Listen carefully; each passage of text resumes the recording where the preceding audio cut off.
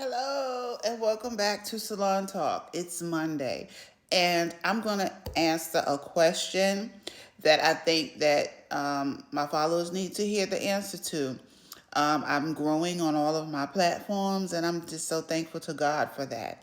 And I want to be open, transparent, and very, very, very truthful on this Salon Talk journey, this salon career journey, and to make sure I'm answering your questions with my whole heart.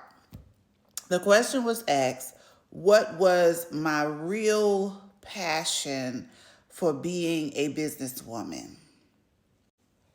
What was my real passion for being a businesswoman, salon owner?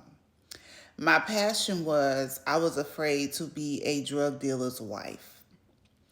I was married to my children's father, and we had to depart for a decision to be safe with my children, to be safe with my parents, to be safe with my life. At the time, I was a teen mom, in Brooklyn, New York, and I was faced with some decisions that I had to make. A girl was outside, okay? And I had to come inside. I started having babies. So my husband, he wanted to stay outside. So it was a decision that I had to make on welfare. Well, I got on welfare after my husband decided that he chose outside versus his family. So in doing so, I went down to the welfare office. I got on welfare, and there was a lot of programs that the welfare office had to offer. And so I took advantage of every program that they had. And one was going to school. I went to business school for 2 years. A lot of things. I went to beauty school.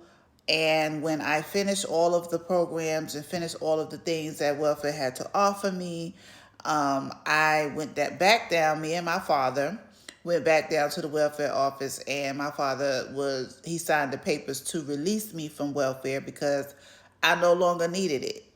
I got everything I needed to get from the welfare system, and then I removed myself. When I removed myself from the welfare system, I decided I was finished with beauty school. I said, I am going to open a salon. I wanted to do a business because I had small kids, I was very afraid to be a single mom. I was afraid of all of that because when I got with my husband, it was us for life. I knew I had a partner. I knew I had a great support system all the time, but I just didn't imagine life without my children's father. So I was scared, and I needed a career that would take care of me and my children without me having to be out in the streets and being outside. So I knew I was good at what I was doing. I knew I was a good person to be a hair salon owner. So basically, I went from welfare to self-employment, and here I am 38 years later. The real answer to this question is fear. I didn't want to go into a job where I would still have to ask people for money, where I would have to ask people to help me. I knew if I had my own hours, I can work how I wanted to work. As long as I wanted to work, I knew that I would be able to take care of my daughters and myself. I had two small kids at the time. They were 15 months apart. A girl from Brooklyn, moved to South Carolina. All I had was my gift, and that was the gift of my knowledge, my education, and my skill to do some hair. And so I took that to the highest level that I could take it, trusting God all of the way. And here I am again, 38 years later. So that is my answer as to what was the main gut thing that got me to today, and that was fear. Fear of having to ask somebody for something. And we all know when you ask somebody for something, what happens. I didn't want that. I didn't want nobody to say, Regina asked them for anything. When I tell you I self-sufficiently took care of my children single-handedly, single-parently, with the help of my support system that was built around me, that was around me. First two names to add was my mother and my father. They were my support system. My mother and father were my support system in the aspect of They supported me. They made sure that their grandchildren had a roof over their head while I was trying to figure all this stuff out. But my support system did not buy Pampers. They did not buy food for my kids. They did not buy clothes for my kids. My father said, the only way I'm going to teach you how to take care of my grandchildren is you take care of my grandchildren. If I give you everything for them, then you're not taking care of them. So I give this biggest shout out to my mother and father, who are no longer here with me, but in spirit, for teaching me in a way of that nobody today really teaches their daughters how to take care of their kids. My mother and father literally taught me how to take care of my children financially, physically, spiritually. Take them to church, introduce them to the Lord, keep them out the streets, clothe them, feed them. And I worked hard in my salon, tirelessly. I went in the dark, came out in the dark. I needed a career that allowed me time to work. If I wanted to work from 6 a.m. to 6 p.m. to 6 a.m. to 6 a.m., I could do that in my salon.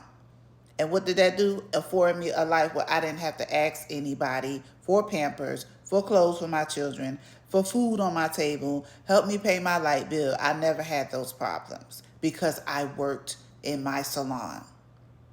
Was my salon always the great? No, I worked my salon up to be great, but it was mine. I tried to work in, other people's salon as booth renters. As you follow me, my booth renter life was not successful. So that's the second reason. That's my second reason for opening salons, because my booth renter life taught me that, girl, you need to get your own salon.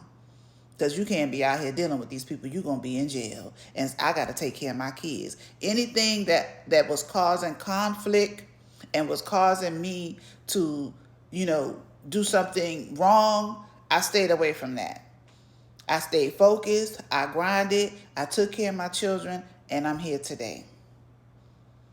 And thank God for Salon Talk, because I can tell all these stories. I love it. I love it. The one thing my mother shared with me before she left the earth, she said, daughter, don't stop talking.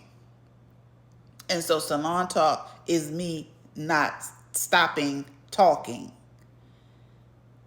And I thank God because it's coming along so well and it's doing so good. The podcast is so great. So if you, like me, have a story to tell about your salon career, your salon life, anything about your salon story, you could be a client telling your salon experience. Email me. I would love to have you on my Salon Talk podcast on YouTube. I will talk every day if I have to. If I have 10 people want to come on, I'm going to work 10 days straight on Salon Talk podcast, because I love telling these stories, because these stories will never get old. They will never get old, and they will always, always touch somebody's heart in the salon industry. My name is Regina Miller, and I thank you all so much for sending in your questions, for watching my videos on Facebook, VMP Hair Salon page, YouTube, Regina Miller Hair Life, and here on TikTok, Salon Talk. It's all me.